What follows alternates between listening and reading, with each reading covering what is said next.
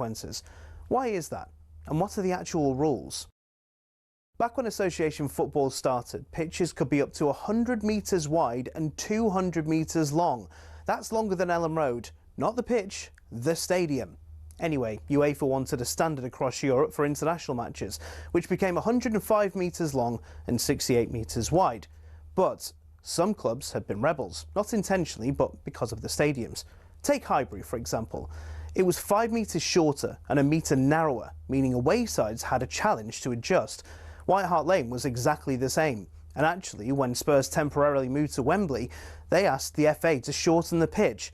The FA, very offended by the sacrilegious suggestion, said no, which in fairness could have actually benefited Tottenham, because when they moved into their shiny new stadium, the pitch was exactly the same size as Wembley's. Today, Forest Pitch at the City Ground is a big one. It's 2 metres wider than any other pitch in the Premier League. But the smallest of all, Craven Cottage, just 100 metres long and 65 wide. No excuse for not tracking your man. There are a couple of crazy outliers in Europe too. At Napoli's home ground, the Stadio Diego Armando Maradona, the pitch is a whopping 110 metres long. At least they don't play on a slope like Newcastle do. There's a 2-metre incline on the pitch at St James's Park, and don't get me started on the old pitch at Yeovil too. It used to be a slant of 2 metres corner to corner and across the halfway line. So UEFA have their standards, so do the FA, but they do give pitches in England some wiggle room. Pitches can be anywhere between 90 and 120 metres long and between 45 and 90 metres wide. I mean, the rules state you can't have a square pitch, but in theory you could have one that's 91 metres long and 90 wide. Imagine rocking up to play a Sunday League game and the pitch is basically a square. So there are rules and regulations on sizes, with a UEFA standard that roughly everyone follows. But as we all know, size doesn't matter, does it?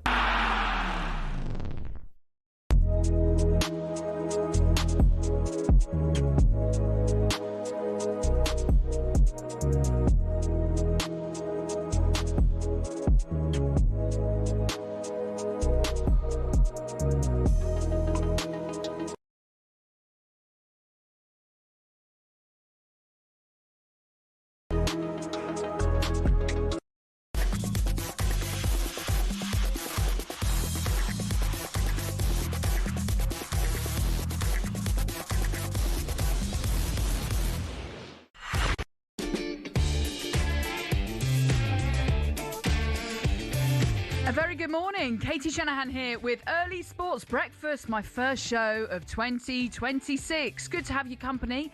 Hope you all had a great Christmas and a very happy New Year. I'll be guiding you through until 6 a.m. when Jeff Stelling and Andy Townsend take over with talkSPORT Breakfast. We're going to be going live to the Ashes very shortly, previewing West Ham against Nottingham Forest, huge game.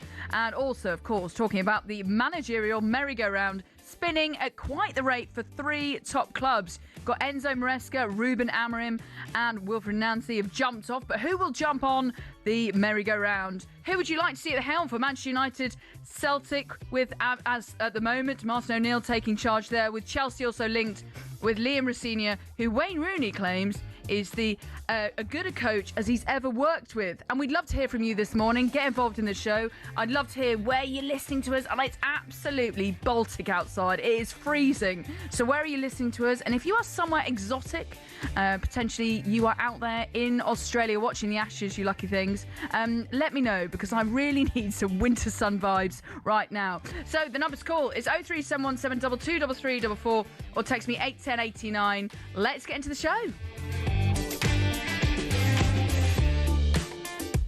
So, first show of 2026. I had a wonderful Christmas. We hosted all the family and then did something a little bit different for New Year's. We did pasta making on New Year's Eve at my friend's house before watching the fireworks. How good were they, by the way? They were absolutely amazing. Huge budget on the fireworks. Very, very impressive. And now we're all wrapped up warm for this Baltic British weather. So it is time to get some winter sun and go over to Australia, as it's as it's day 3 of the final Ashes test out in Sydney, and we can say a very good morning to Sam Ellard. Sam, good morning. How's the cricket looking? Yeah, good morning. Not good. Another bad day for England. It's been a frustrating day. Australia resuming 166 for 2. We're about an hour into the evening session. They're 403 for 6, leading by 19 runs, so in a really nice position. The morning session was bad for England, just picking up the 1 wicket. Australia going to lunch 281 for 3. Travis Head scoring his 3rd century of the series. Got 100 in Perth, 117 in Adelaide,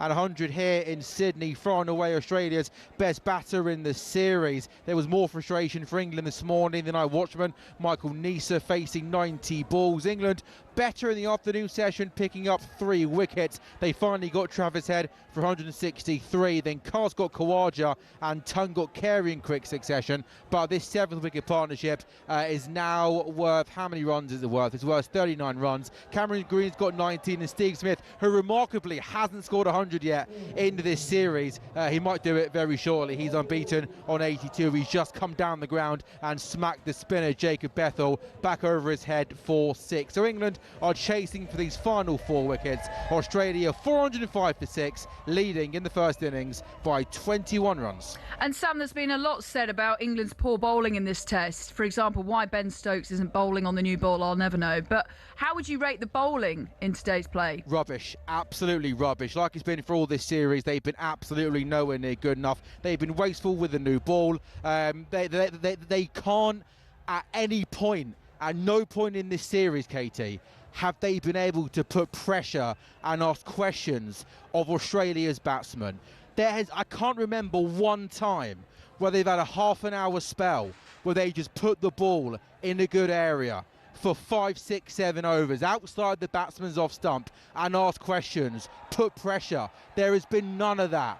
3, 4, 5 balls every over, either too full, driven through the covers, either too short, pulled, cut. It's been like that game in, game out, and it's been, Matthew Potts here, who's playing his first test match. He crossed the 100-run mark in 15 overs. And the Ben Stokes point you make, by the way, is a really good one. With no Jofra Archer injured, he's England's best bowler and isn't taking the new ball. Before England took the second new ball, he bowled a massive spell just to get to the new ball, to then give it to Carson Potts.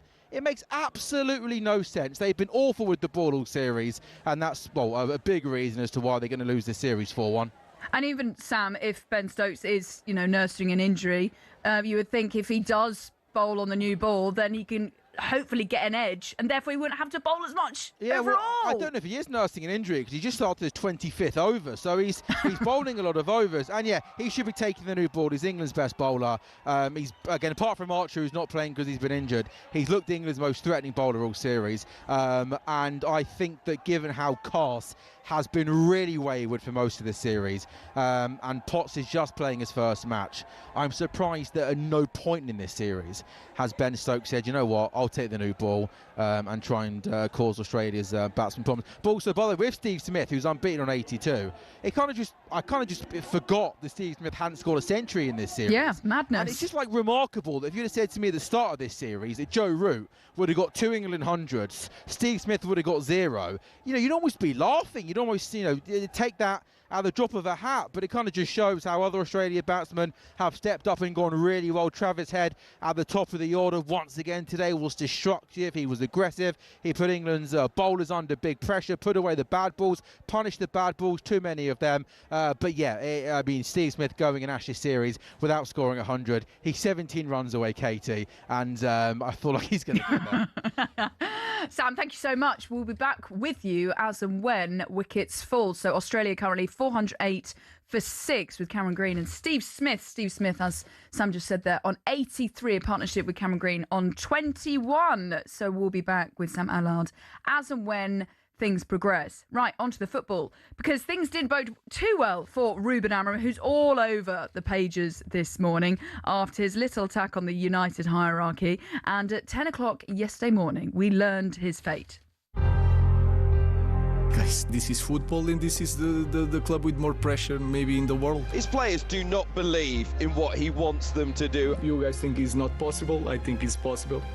We will see in the end. This is diabolical from Man United. Manchester United will finish lower than in any other season since they were relegated. The worst team, maybe, in history of Manchester United. I know that you want headlines. Spurs have defied the odds and they've beaten Manchester United to win the Europa League. You can't change 22, 24 players, but you can change me. One step forward, several steps back. Quite clear that his lack of football knowledge is holding Manchester United back. I came here to be the manager, not to be the coach, for 18 months, and then we move on. Ruben Amorim has been sacked as head coach at Manchester United.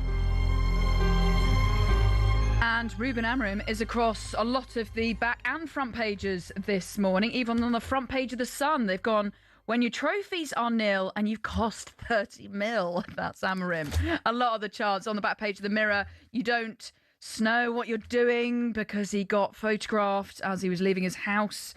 He was still in pretty good spirits, still a gentleman with all the paparazzi. Jim saw red on the back page of The Sun. No man's land for the Daily Express. Manchester divided on the back page of the Daily Star and on the Times. Amorim axed after row over United tactics. So let's get into it, shall we? Because he leaves having averaged just 1.23 points per game, the lowest of any United manager in the Premier League era. He won only around 38% of his 63 matches in all competitions and less than a third of his league games, winning 15, losing 19 and drawing 13 out of 47. So it's actually the worst record since Franco Farrell's reign ended in 1972, and during his time in the Premier League, the only manager to lose more games than his 19 was Ange Postecoglou's 21.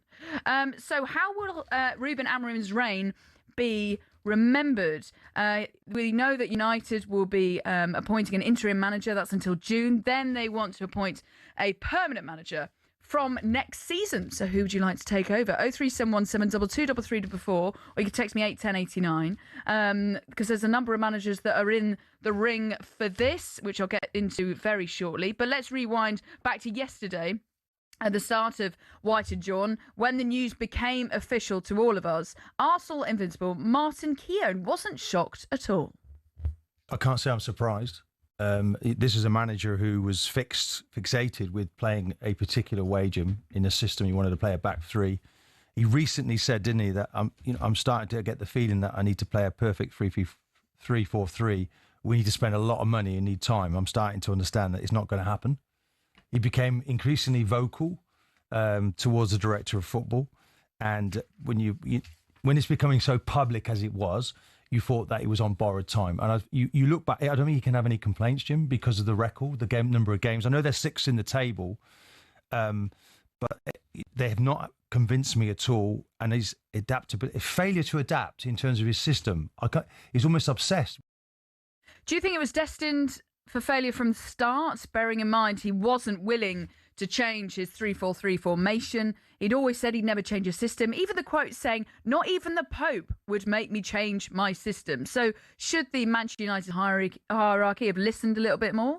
As Liverpool chose not to go with Amorim due to his 3-4-3 formation, they didn't think it was going to work for them. So they potentially dodged a bullet there. But reports suggest that the United bosses were told that he might evolve over time. And he did say it a couple of times in press conferences. But even when the back four did work, Amorim dug his heels in and they went straight to a back three, which none of us could really understand. So apparently there was a meeting with the director of football, Jason Wilcox, about the team's tactical approach. And then that's where the United bosses felt that Amorim's reaction to the constructive feedback was negative and emotional. One person saying that Amorim blew up in the reaction. So we know that it's just baffling, bearing in mind. You think if something even in life doesn't work, you make changes, you adapt, you evolve. In the Premier League era, you have to always be adapting. So for Ruben Amorim to kind of dig his heels in just down to a formation, I kind of understand the philosophy. But you've just always got to adapt when things aren't working. So Darren Fletcher is in interim charge of the Burnley game. Manchester United go to Turf Moor. That's live for you on talkSPORT. Can you imagine if Darren Fletcher goes to a back three? That's obviously not going to happen because I don't think they'll allow it. But he has to play back four. So let's see how they get on tomorrow night. Well, it emerged last night that Ole Gunnar Solskjaer would be open to a caretaker stint once more, whatever the contract length. And alongside Martin was the former Palace owner Simon Jordan, who threw this name into the mix for Amorim's replacement. Emery's a Man United manager. He's the best, one of the best in class. Emery's in a job doing great things with Aston Villa. Man United are one of the biggest clubs in the world. So what are you saying to me? If you're Sir Jim Ratcliffe this morning, without a doubt, the man you go for is Unai Emery. Absolutely. God, Villa fans are going to love that. Sorry, Villa fans. But why would Unai Emery give up his impressive project that he's built at Aston Villa to go to Manchester United? Yes, Manchester United are the biggest club in the world, but Aston Villa are pushing for the title. They're on for top four. Manchester United would do well if they even secured a Champions League place. So Unai Emery to Manchester United, 03717223344, or you can text me 81089. Gary Neville's had his say, of course, on this, saying that Manchester United need to appoint a manager that fits the DNA of this football club. DNA being fast, entertaining, aggressive football. So even over the last couple of years, Louis van Gaal, Jose Mourinho, Ole Gunnar Solskjaer, all great managers, but not the DNA of Manchester United. So who would you like to come in? Gary Neville said Thomas Tuchel, he really likes him in terms of the England manager, but it would mean that he was late to pre-season after the World Cup. Simon Jordan's gone with Unai Emery, but why would he leave Villa? Oliver Glasner's also another name being floated around. And Mauricio Pochettino has Premier League experience, which is what United bosses are looking for. He's obviously the head coach of USA, but he too would be late to pre-season after the World Cup. So we know that Darren Fletcher will be in interim charge for the trip to Burnley tomorrow, which is live and exclusive on talkSPORT. And the drive, on Drive, the boys were joined by the rock legend and Man City fan, Noel Gallagher. He shone the light on the likes of Gary Neville and Rio Ferdinand, who he believes put an unproductive level of spotlight onto the club. Well, I just think that pair like the sound of their own voice and they think their opinions count, and then, but the whole ex-Man United player thing, Keane and Scholes, and there's too many of them on telly anyway, they've all got the formula, they're all, they've all got the magic recipe to turn it round. And nobody, if you look at, that thing you sent me before of all the managers they've had since Ferguson, like Moyes, Van Gaal, Mourinho. I mean, these are all, good manager. Moyes is a good manager. Do you know what I mean? Mourinho's a great manager. Van Gaal, he's a great manager. They manage Barcelona and big clubs. There's something fundamentally wrong. Well, we are asking you this morning. It's interesting on the back of that, just hearing, I suppose Gary Neville and Rio Ferdinand are always going to have their say on the club, bearing in mind they have played. And I find Gary Neville actually a very good pundit when he speaks. And I think he speaks a lot of sense. We're asking you this morning as part of our text topic, so please get involved in the show. Staying with the theme of employment and upsetting your bosses, which Ruben Amorim certainly did, even though he looked very happy on the back pages of a lot of these pages this morning, which we'll be getting into very shortly. What have you done at work that you've never lived down? Is there an awkward or an embarrassing moment that your boss always brings up?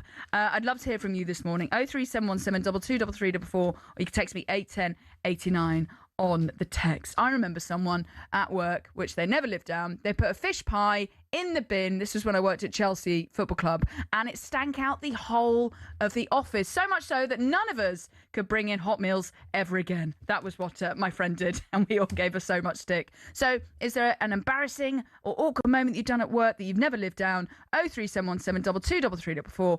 Or you can text me 81089. Katie Shanahan here with you this Tuesday morning. Coming up next, we're going to getting into the back pages where Chelsea's hunt for a new manager is getting some coverage. It's 5:18.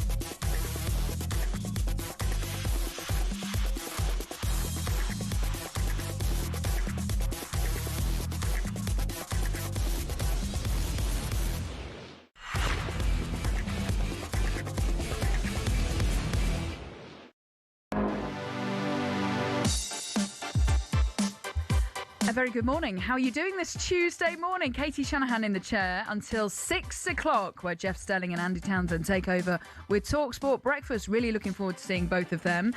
And if you want to come and enjoy the show, you can watch us on your smart TV. You can, of course, listen to us on your DAB radio, your smart speakers, and YouTube as well. Loads of you getting involved in the show. I'll read a couple of those out, and especially from very exotic locations. You're making me very, very jealous.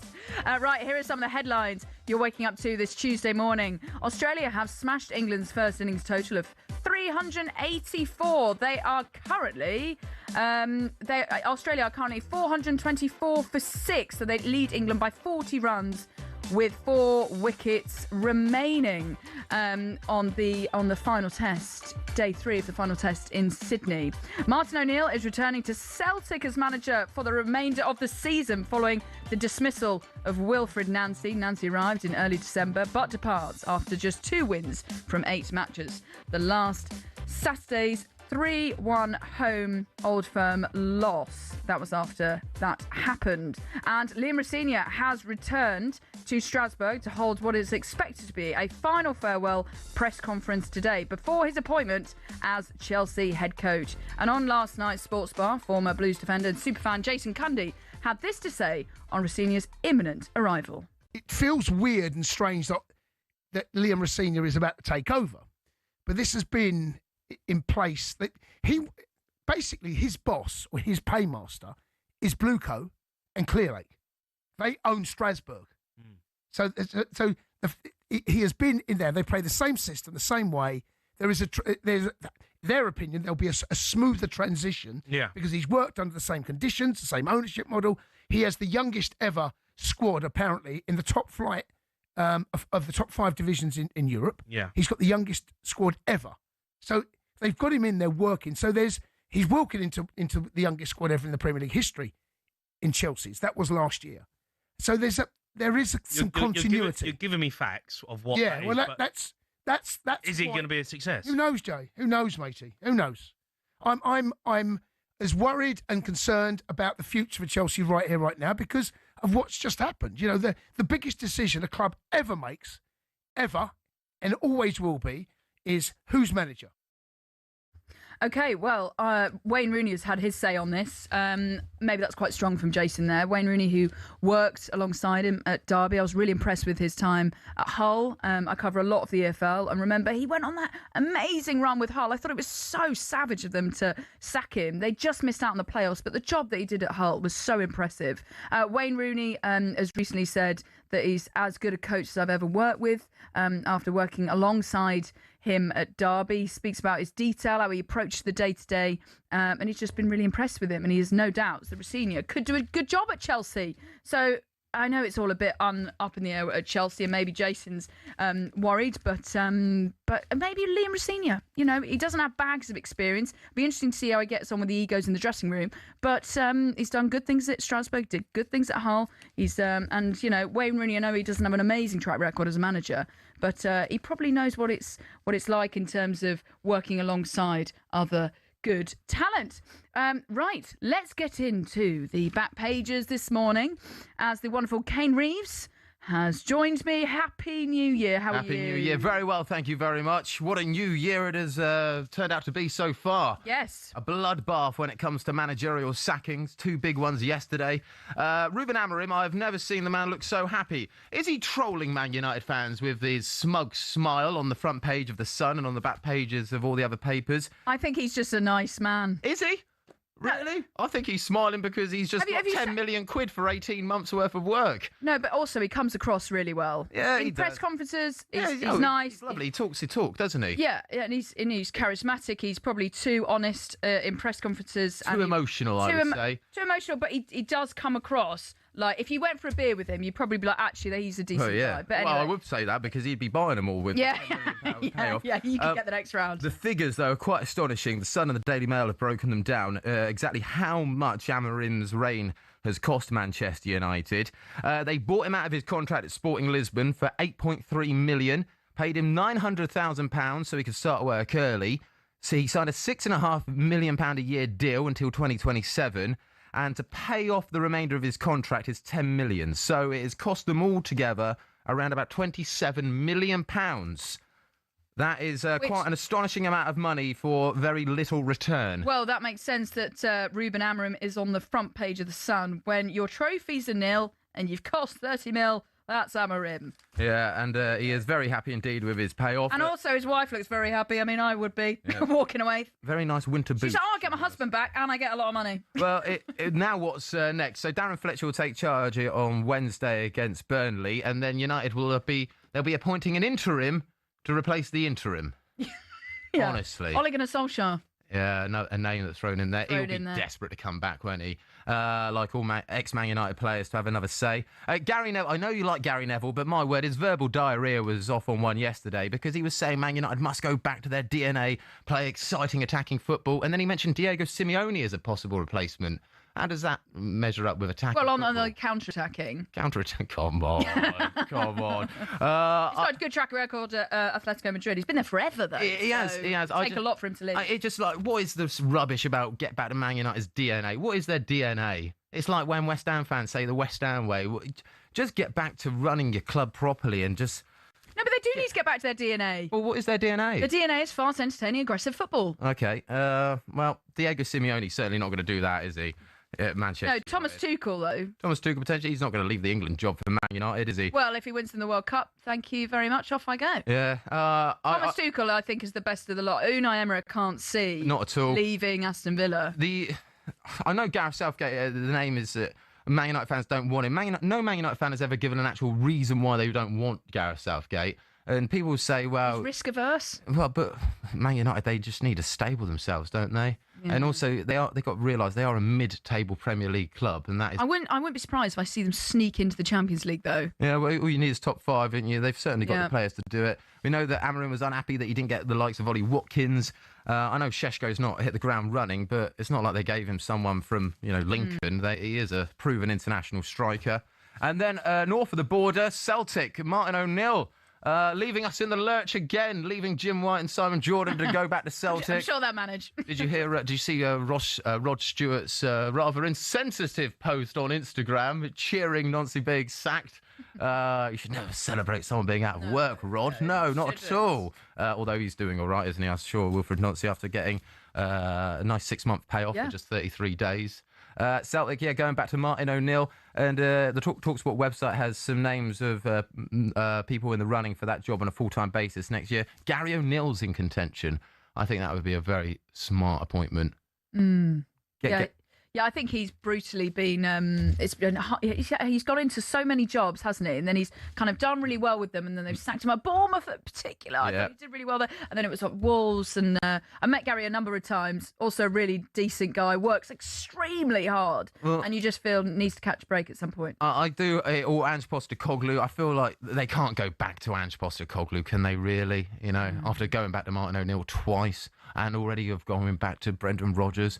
Bring some fresh ideas to the table, Celtic. Yes, but maybe that's risky because they did that with Wilfred Nancy. They brought fresh ideas and it didn't exactly turn out to plan. Right, Kane, thank you very much for popping in, keeping me company. That was a review of the morning's back pages. Katie Shanahan here with you this Tuesday morning. talkSPORT Breakfast is coming up at 6 o'clock. Jeff Stelling and Andy Townsend with you this morning. It is 5:30 and up next we're going to be crossing over to Morocco for more on last night's AFCON action.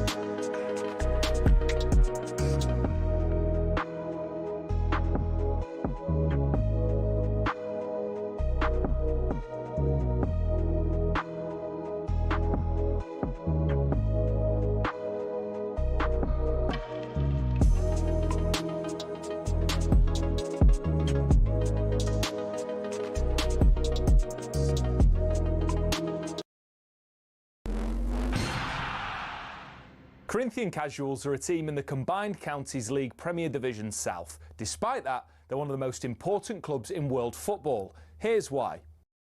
The club was formed in 1939 as the result of a merger between Corinthians FC and Casuals FC. Now, Corinthians FC were founded in the late 1800s when the FA's top brass were absolutely sick of getting pumped by Scotland every time they played them. As a result, Nicholas Lane Jackson set up an amateur side which would bring in the best players who could all play for the national side. And it worked. It wasn't long before England were dominating the international fixtures they played, and it was largely down to Corinthians.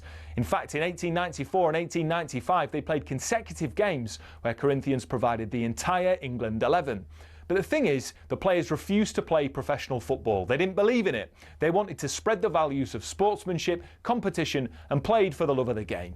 It also helped most of the players were Oxbridge graduates who didn't need the money, but instead of entering league and cup competitions, they played exhibition football and toured the world, bringing the beautiful game with them. Think of it like the Harlem Globetrotters of football, and it was this which spread the game throughout the world and made it so popular. Most famously, in 1910, they travelled to Brazil, and the locals in Sao Paulo were so impressed they started their own team under the same name. Yes, the same Corinthians who won the FIFA Club World Cup in 2021, one of the biggest clubs in Brazil.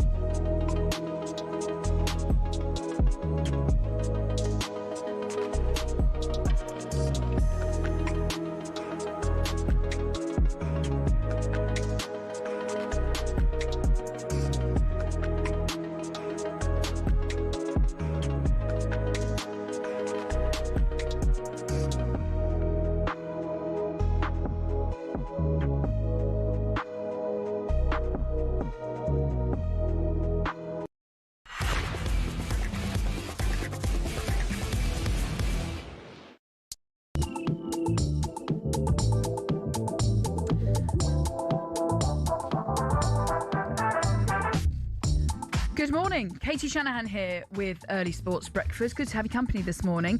We are building up to talkSPORT Breakfast with Jeff Selling and Andy Townsend, who take over in the chair at 6 o'clock this morning. Thanks so much for all of your messages coming through.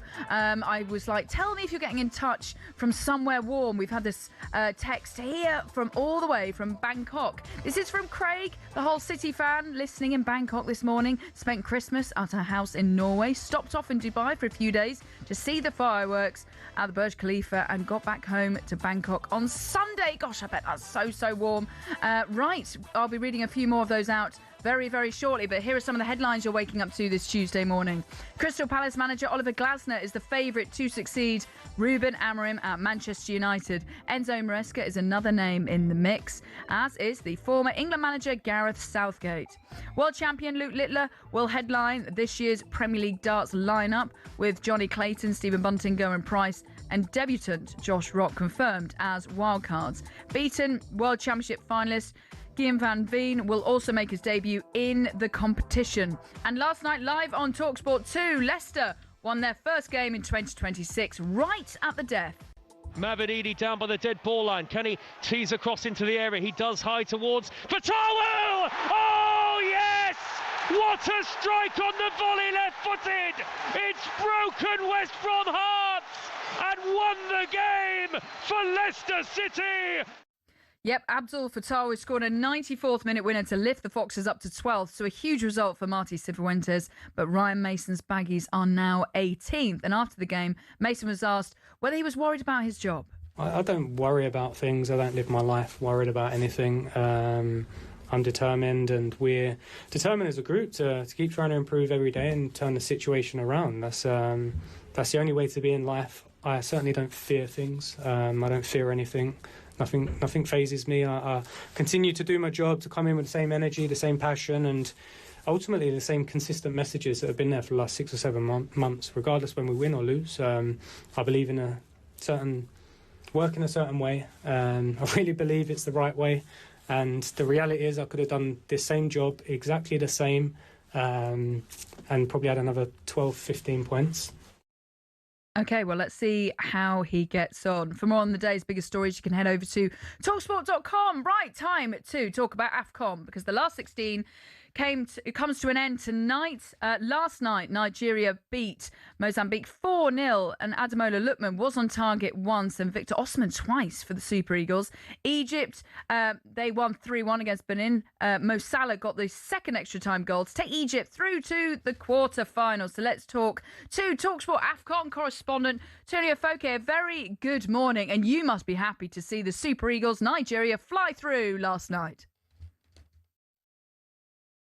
Say that I'm happy with that one. Really good performance by them, winning 4-0 in a round of 16. Looks comfortable all throughout and looking like the best team in the tournament so far. Yeah, do you think Nigeria have the strongest squad in the tournament, especially when you think of the likes of Lookman and Osimhen? They're bang in form at the moment. Yeah, 100%. I think one thing about Nigeria's squad is that they can bring on the likes of, you obviously have the likes of Victor Osimhen and Ademola Lookman, two players well known in Europe, but they can bring on players who are not even playing a lot of minutes, who are playing Champions League football as well. 1-0, 4-0 up, they decided to bring on Rafael Onyedinka of Club Brugge and Fisayo Deliprashiro of Lazio. And these are players that play for their club and are playing Champions League football. And these guys that can't even get minutes starting at the moment. So Nigeria are looking really good at the moment. I believe a bit of beef between the two of them, though, Lookman and Osimhen. What's going on there? Can you tell us? Yeah, a bit of a weird one yesterday. So Osimhen was on his hat-trick, and there was a chance in the second half where a ball could have been played by Ademola Lookman to Osimhen, and after that, Osimhen just completely shut off. I've never really seen anything like it. He started walking. There was times where Nigeria had other attacks, and the other striker, Akko Adams, was in the box, and Osimhen was just walking around. Like, he didn't even try to play anymore. So the rumour is that he asked to come off, came on 5 minutes later, and then during the mixer has just walked straight past everyone, was the first person on the team bus. So something to look out for. I do think he probably will start in the quarterfinals because this is Victor Osimhen, one of Europe's top strikers, but something to look out for in case he doesn't start, because it was a bit of a weird one there. Yeah, that does sound quite bizarre, but big players have big egos, and also, you know, things happen, but they tend to step up and perform. As for Egypt, were they lucky, or should it have been a little bit more comfortable? I know it was the 3-1 finish, but close to call at times. Yeah, Egypt got the job done in the end, but in extra time. I feel like if people watched this game on paper, they would have expected Egypt to get it done within the 90. But Benin are not a bad side. And Mo Salah said after the game, after he got the third one to seal the deal, he said there's no easy games at AFCON. You don't expect anyone to win 4 or 5-0, but then Nigeria went to go win 4-0 against Mozambique. But this is the thing with the level of AFCON. I think over the recent years, the somewhat smaller nations have been quite good, and have been their level was gone up. So Egypt didn't find out in an easy game. By the end of the day, they got the job done, and are waiting to see who they play against Ivory Coast and Burkina Faso today.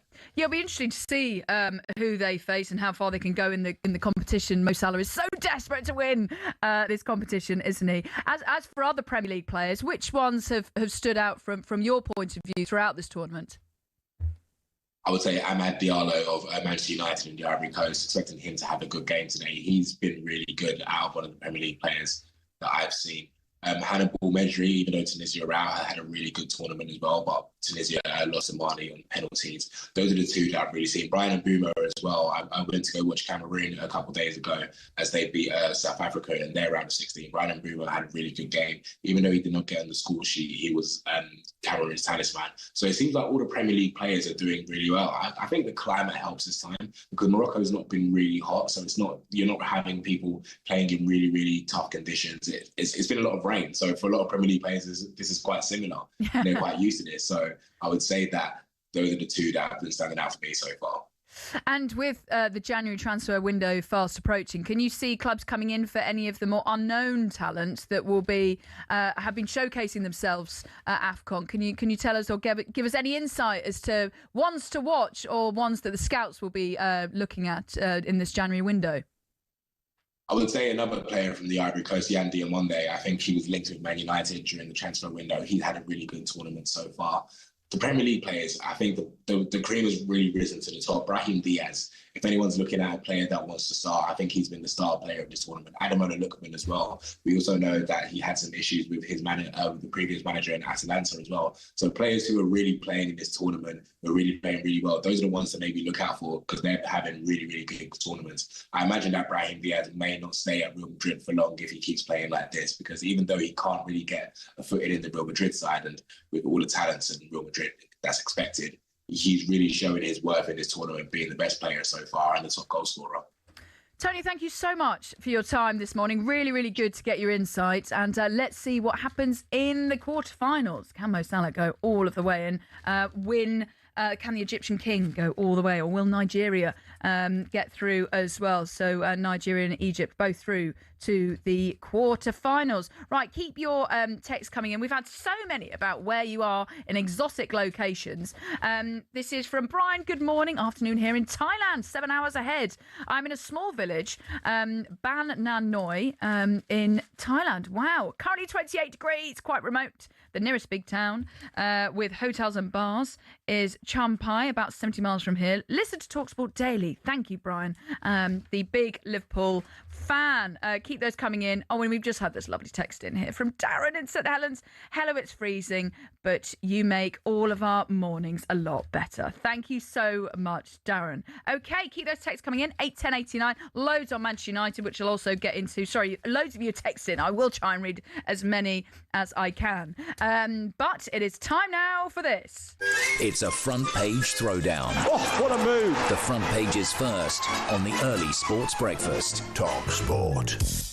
But before we go over to Kane Reeves, let's go over to the cricket, because there's been a wicket. Who's gone, Sam Ellard? Finally, England have got the 7th wicket. Australia 437 for 7. The batsman to go is Cameron Green for 37. It's the short ball from Bryden Cast. Cameron Green takes on the short ball. He picks out the fielder Ben Duckett, who comes in from the boundary on the leg side. So Green goes for 37. Steve Smith, though, 94 not out and 6 runs away from another Ashes Test 100. Australia 437 for 7, leading by 53 runs.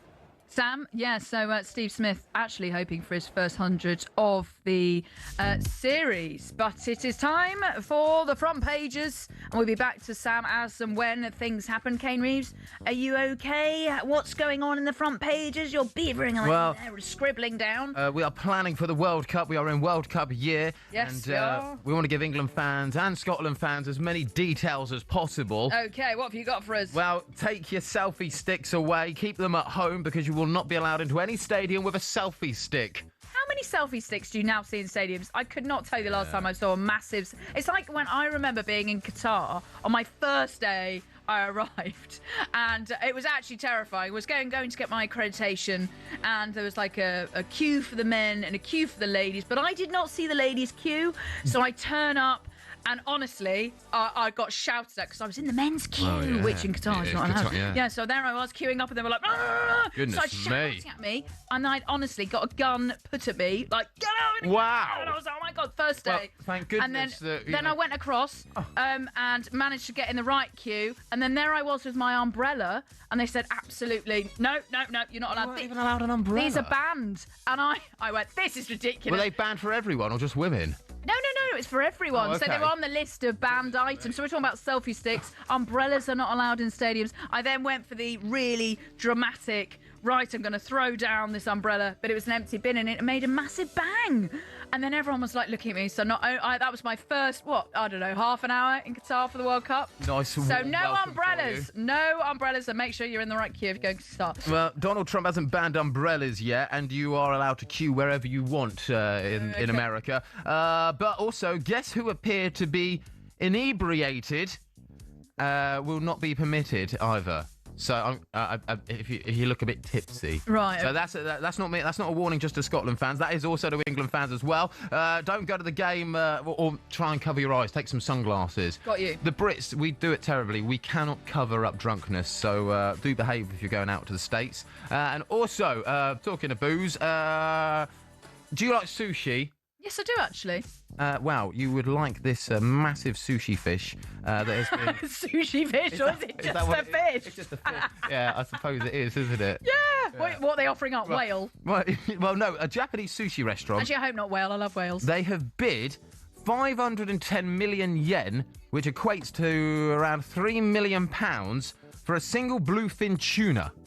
What? 3 million quid for a single tuna. Let me show you. Surely tuna is quite common. So it weighs about 536 pounds, so about one of Alan Brazil. Word. Look at that. That's huge. It basically takes up the whole of a page. Newspaper. It's incredible. The prize catch. 2.8 million. It went to the Kiyoruma Corp, the Tokyo-based operator of popular sushi. Yeah, look how happy he is. Sushi Army. Look how happy he is with his catch. It is incredible, isn't it? So at the beginning of the year, they do a big old, I don't know, sushi auction, and there you go. Sushi auction. Oh no, it is a sushi auction. Look at them go. Yeah, this bluefin All the tuna fish has lined cost that much money.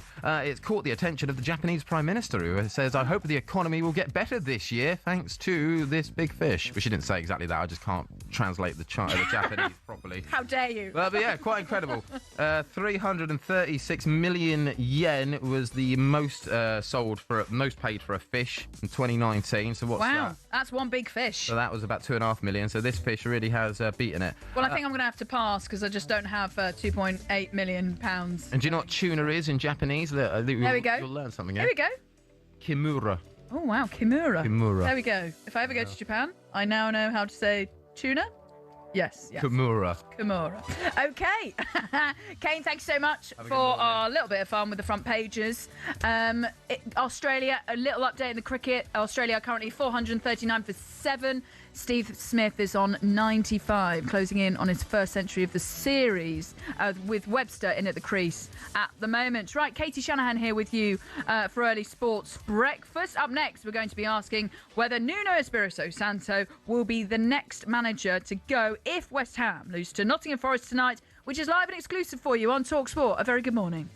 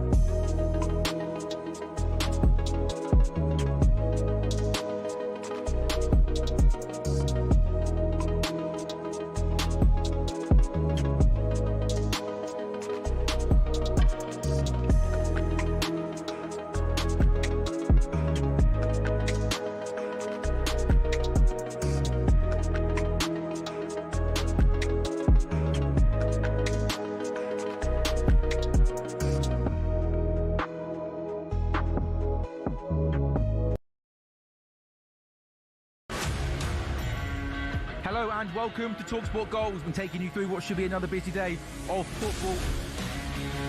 Chance to win it!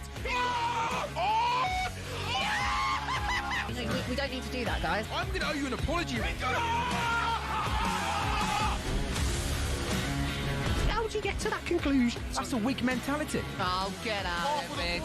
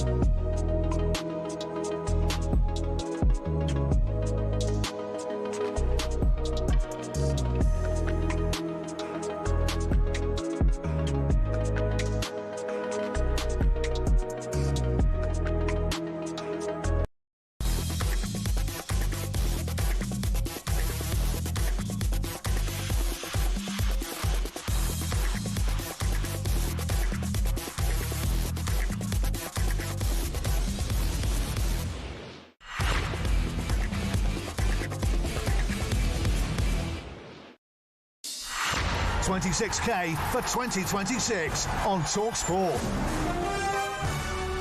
A very good morning. Katie Shanahan here on talkSPORT with Early Sports Breakfast. Jeff Stelling and Andy Townsend are coming up in 7 minutes' time from 6 o'clock with talkSPORT Breakfast. Right, the very dramatic music means there are only a few more days left for your chance to win £26,000. At 12 o'clock this Friday, we'll be calling one very lucky winner with a guaranteed payment made that day. Don't miss your chance at 26k for 2026. Here's how to enter. For your chance to win, text WIN to 83338.